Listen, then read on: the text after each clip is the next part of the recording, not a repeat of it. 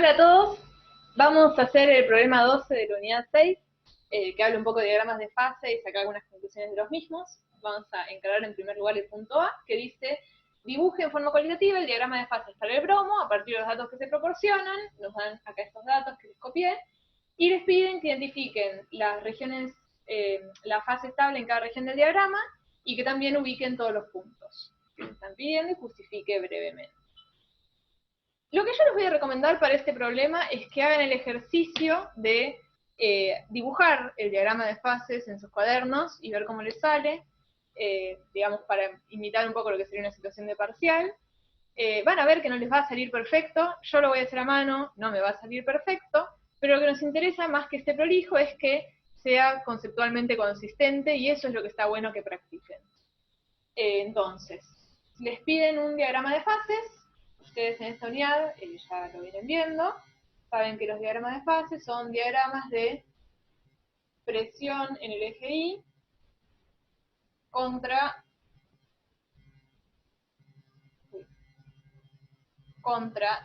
temperatura, contra temperatura en el eje X. La presión la voy a poner en atmósferas, la temperatura en Kelvin siempre. Y si nos fijamos un poco en los datos que nos dan, bueno, el punto triple y el punto crítico nos dan los puntos, la presión y la temperatura, bárbaro. La temperatura de fusión y la temperatura de ebullición no está explícita la presión, pero nos dicen que es la temperatura de fusión normal y la temperatura de ebullición normal. Ustedes tienen que saber que las temperaturas de transición normales están definidas a 1 bar. Y a efectos de este problema vamos a suponer que 1 bar es una atmósfera para no hacernos mayor problema, ¿ok? Entonces, lo primero que tenemos que hacer para poder dibujar nuestro diagrama de fases es ubicar estos 4 puntos. Lo primero que hay que hacer es intentar ubicarlos en escala para cada eje. Esto es un poco complicado, lo cierto es que a mano no van a poder. Yo, que no tengo hoja cuadriculada, definitivamente no voy a poder, pero más o menos que se entienda la escala, que intentemos respetar un poco. Por ejemplo, si intentamos ubicar los valores que tenemos en la presión, tenemos 102,5 atmósferas, es el valor más alto, lo vamos a poner en nuestro límite. Después tenemos 1 atmósfera y 0,05 I. Vamos a poner por acá una atmósfera, claramente no es escala más respetable, pero bueno, y por acá 0,0579 atmósferas. Por otra parte, en las temperaturas tenemos un problema mayor, ¿no es cierto? Por un lado tenemos las 588 Kelvin, que vamos a poner en la punta, un poquito más abajo, los 331,9 Kelvin, y después tenemos dos temperaturas que son muy cercanas, 265,85 y con 90.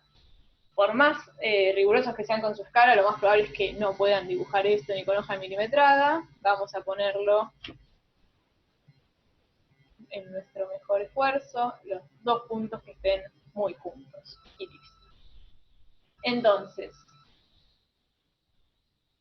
vamos a dibujar ahora sí los puntos. Tenemos el punto crítico, presión muy alta y temperatura muy alta. La temperatura de ebullición normal, a 1 bar 331. La temperatura de fusión normal, que debería estar a la misma altura. Y más o menos en el mismo lugar en el eje X tenemos el punto triple. Entonces, con estos 4 puntos más o menos tenemos que poder dibujar el diagrama de fases. Este ejercicio cuenta con que ustedes ya vieron un diagrama de fase y ya tienen una idea general de cómo es, y más o menos con los puntos lo pueden ir reconstruyendo. Por ejemplo, una de las cosas que salen en un diagrama de fases es que el punto triple es el punto donde están en equilibrio la fase líquida, sólido y vapor. Entonces, de alguna manera es el punto de confluencia de todas las curvas de equilibrio. Entonces, teniendo eso en cuenta, el punto triple, que es este de acá, debería tener algo de esta pinta, ¿sí? O sea, todas las curvas se encuentran en el punto triple. Después, lo otro que saben es que en general el equilibrio sólido-líquido tiene pinta de recta, y los equilibrios con fase condensada y gases tienen forma de curva. Entonces, más o menos, uniendo los puntos, intentamos respetar eso. Empecemos por el equilibrio sólido-líquido, es una recta. Vamos a hacer nuestro mejor intento de una recta que pase por estos dos puntos, es algo así. Bien. Y después, El equilibrio líquido-vapor es el que está delimitado por estos 3 puntos de acá. La temperatura de ebullición normal, tengan en cuenta que tiene que estar sobre la curva de equilibrio líquido-vapor, porque es de ebullición. Entonces, este es bastante más fácil de hacer porque lo que tenemos que hacer es conectar estos 3 puntos como mejor nos salga. Vamos a ver cómo mejor me salga. Bueno, y ahora sigo hasta el punto crítico, como mejor pueda. Acá es muy importante que se den cuenta que el punto crítico es el último punto en la curva de equilibrio líquido-vapor. Esto no me quedó muy prolijo, pero lo que es muy importante es que, si bien no me quedó muy prolijo, esta curva no sigue después del punto crítico. Esto que está dibujado está mal, el punto crítico tiene que ser el final, entonces ahí termina. Bien, nos falta la curva de equilibrio sólido-vapor.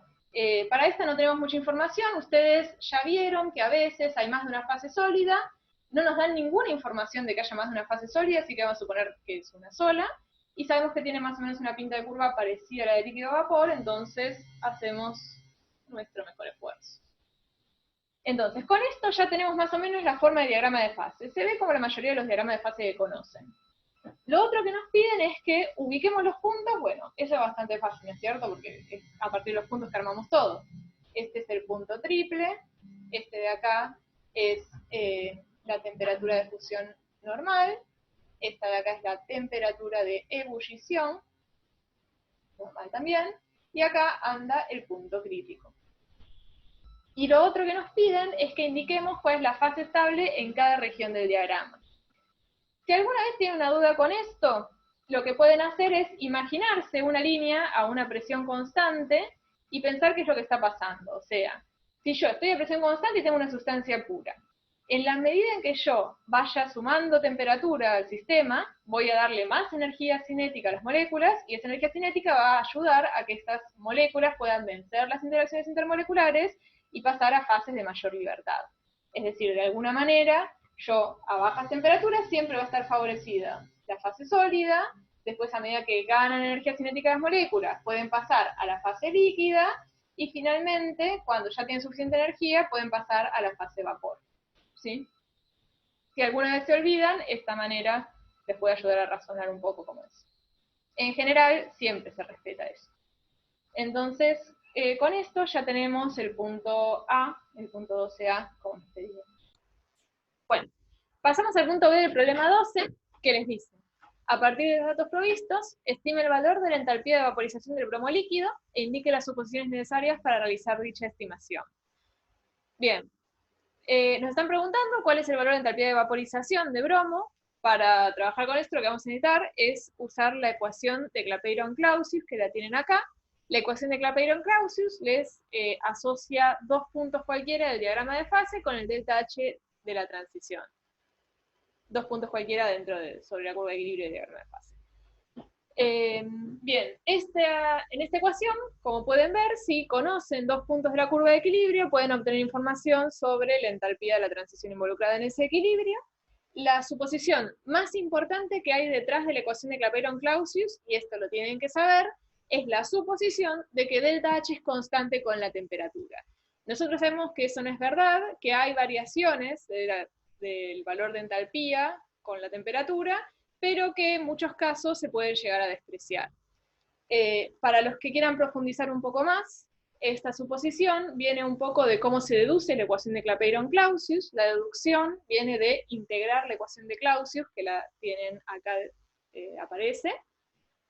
Hay algunas suposiciones menores también involucradas, pero eso ya es más tema del final, no queremos profundizar acá. Lo que sí nos interesa que sepan es que delta H, estrictamente hablando, no es constante con la temperatura. Buenísimo. Suponiendo que esta suposición vale, podemos hacer una estimación de la entalpía de vaporización que nos piden, si podemos identificar dos puntos del equilibrio de vaporización. Entonces, lo que necesito para resolver este problema, y una vez que conozco la ecuación bastante directa, son dos puntos. Yo les transcribí acá los datos que tenemos en el ejercicio, que son el punto triple, el punto crítico, la temperatura de fusión normal y la temperatura de ebullición normal. Tengo que elegir un par de puntos con cierto criterio. Lo más importante que tienen que ver en estos datos cuando tengan que elegir puntos es que yo necesito información sobre la vaporización, sobre el equilibrio líquido-vapor, y para conseguir información sobre delta H de vaporización, necesito trabajar con puntos que estén en la curva de equilibrio de vaporización. Entonces, la temperatura de fusión normal no me sirve porque no está en la curva de equilibrio líquido-vapor. La temperatura de fusión normal me podría llegar a servir para conseguir información sobre el equilibrio sólido-líquido, pero no sobre la vaporización. Entonces, de una, tienen que darse cuenta que ese punto no sirve. De entre los 3 puntos que quedan, en principio podrían usar cualquier par. No habría un error en usar cualquier par si quieren. Pero podemos ser un poquito más estrictos con el criterio y elegir mejor. ¿Por qué? Porque de alguna manera el enunciado de este problema nos está empujando a hacer eso. El enunciado me pide que indique cuáles son las suposiciones necesarias, y yo digo, bueno, delta H no es constante con la temperatura. Si delta H no es constante con la temperatura, cuanto más amplio sea el rango de temperaturas en el que estoy trabajando, más probable es que delta H haya variado, ¿no es cierto? Entonces, la manera que nosotros tendríamos de desafiar lo menos posible esta suposición que hay atrás de esta ecuación y hacer una mejor estimación de esa manera del valor de entalpía, va a ser usar 2 puntos que minimicen la variación de temperatura. Estos 2 puntos, en nuestro caso, con la información que tenemos, serían el punto triple y la temperatura de ebullición normal, que tiene una diferencia bastante chica, 2,65 contra 3,31. ¿Sí? Con este mismo criterio, el peor set de puntos que podrían elegir en este caso, y en cualquier caso de equilibrio líquido-vapor, serían el punto triple y el punto crítico, ¿no es cierto? Porque el punto triple es el punto donde empieza el equilibrio líquido-vapor, el punto crítico es el punto donde termina, entonces ese sería como el máximo rango de temperaturas que podrían usar, y probablemente sería la peor estimación que podrían usar el delta H. Conceptualmente, lo mejor es usar puntos que estén cerca en temperatura para que la suposición sea válida. Entonces, una vez que identificaron todo esto, el problema más o menos sale solo, ¿no es cierto? Lo que nosotros queremos es el delta H de vaporización, lo despejamos de la ecuación de Clapeyron-Clausius, y simplemente reemplazamos los valores. En este caso, no importa qué punto elijan como punto 2 y punto 1, mientras sean consistentes, la presión 2 con la temperatura 2, la presión 1 con la temperatura 1. Y bueno, reemplazan con los puntos datos, hacen la cuenta, y les va a dar que delta H de vaporización es 31,64 kJ por mol. Está bueno que vayan adoptando la costumbre de ser críticos con los números que calculan. A mí me pidieron un delta H de vaporización. Es razonable que un delta H de vaporización sea del orden de decenas o centenas de kilojoules por mol, y por otra parte, lo que más deberían poder ver es que el delta H de vaporización me dio positivo, y eso está bien, porque si esta es la energía que está involucrada en la transición de líquido a gaseoso. Para que yo pase las moléculas de líquido a gaseoso, tengo que entregar energía al sistema para que pueda vencer las interacciones intermoleculares, ¿no es cierto? Entonces tiene sentido que sea positivo, y si les hubiera dado negativo, tendrían que poder darse cuenta que eso está mal, que en algún lugar hicieron un error de cuenta. Entonces, con esto ya tenemos cubierto el punto B, pasamos al punto C, que les dice, la densidad del bromo líquido a temperatura ambiente es 3,103 gramos por centímetro cúbico. Indique si la densidad de bromo sólido será mayor o menor y justifique en base a la termodinámica en forma clara y breve. Lo primero que deberían poder ver en este problema es que le están pidiendo información sobre la densidad. Las ecuaciones que venimos manejando en esta unidad no hablan de la densidad, pero hablan del volumen, que en forma indirecta ustedes saben que se relaciona con la densidad. Y el volumen aparece varias veces en todas las ecuaciones, en particular aparece en la ecuación de Clausius, que antes había aparecido un poquito. En la ecuación de Clausius les dice que la pendiente en una curva de equilibrio la puedo asociar con la variación de entropía de la transición en ese equilibrio y la variación de volumen. Y además, si yo aprovecho el hecho de que dentro de la curva de equilibrio delta G es igual a 0, podría transformar entropía en entalpía y temperatura. Para hacer este inciso, pueden usar cualquiera de las 2 expresiones de la ecuación de Clausius. Yo voy a trabajar con la primera porque me gustó. Entonces, lo que yo estoy viendo acá es que me preguntan por la densidad del bromo líquido respecto del bromo sólido. La transición que tengo que ver acá es la que relaciona líquido-sólido, o sea, la fusión. Bien, Lo que yo quiero saber entonces es qué pasa con la densidad en esa transición de fusión, es decir, vamos a ver qué pasa con el volumen y a partir de ahí nos vamos a dar cuenta qué pasa con la densidad. Para darnos cuenta qué pasa con el volumen en esa transición, voy a tener que trabajar con los otros dos valores, qué pasa con la pendiente y qué pasa con la entropía. Van a ver que eso lo podemos sacar. Entonces, ¿qué pasa con la pendiente? Miremos el diagrama de fases. En el diagrama de fases lo que a mí me interesa entonces es la fusión, el equilibrio sólido-líquido, que lo tengo acá, la recta, y lo que podemos ver es que esta curva de equilibrio tiene una tendencia creciente, es decir, tiene una pendiente positiva, es decir, que la pendiente es positiva, esto ya lo tenemos. ¿Y qué pasa con la entropía? La entropía de fusión es la entropía del líquido menos la entropía del sólido. Ustedes saben que la entropía del líquido va a ser mayor que la entropía del sólido porque en fase líquida las moléculas tienen más configuraciones posibles, tienen más grados de libertad, entonces delta S de fusión va a ser positivo, siempre. Buenísimo, entonces, si tenemos que delta S dividido delta B tiene que darme positivo, la única manera de que eso ocurra, si delta S es positivo, es que delta B también sea positivo. Una vez que identifican esto, ya tienen prácticamente resuelto el problema, ¿no es cierto? Porque, ¿qué pasa? Delta B de esta transición, que decidimos la transición a la fusión, la que teníamos que mirar, es igual al volumen del líquido menos el volumen del sólido. El volumen del líquido menos el volumen del sólido, entonces, es positivo. Eso quiere decir, reordenando un poquito, que el volumen del líquido es mayor que el volumen del sólido, y como sabemos que la densidad tiene una proporcionalidad indirecta con el volumen, eso quiere decir que la densidad del líquido es menor que la densidad del sólido. Y entonces, como a mí me dan el valor de la densidad del líquido, simplemente puedo concluir que la densidad del sólido es mayor que 3,103 gramos por mililitro. Y con eso entonces tenemos resuelto el ítem C del problema 12 y tenemos todo.